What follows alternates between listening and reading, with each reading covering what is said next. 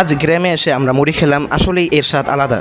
ঈদের ছুটিতে গ্রামে এসে অনেকদিন পর হাঁটতে বের হই। তো হাঁটতে হাঁটতে কিছুক্ষণ পর মাগরিবের রক্ত হয়ে গেল। নামাজের জন্য আমরা মসজিদে প্রবেশ করি। নামাজ শেষ করে মসজিদ থেকে বের হয়ে আমি ও আমার খালাতো ভাই বাসার উদ্দেশ্যে রওনা হই। আসলে গ্রামে কয়েকদিন যাবত খুবই গরম যাচ্ছে, তাই আমার খালাতো ভাই আমাকে বলল, ভাইয়া চলো ঠান্ডা কিছু খাই। আমি বললাম ঠিক আছে, ঠান্ডার সাথে আমরা মুড়ি মাখাও করি। তাই আমরা বাসায় না গিয়ে সোজা বাজারে চলে আসি। আমাদের গ্রামের বাজারের এক বিখ্যাত চপের দোকানে চলে আসি। এখানে এসে দেখি অনেক ভিড়, সবাই যার যার মতো আনন্দ করে খাচ্ছিল।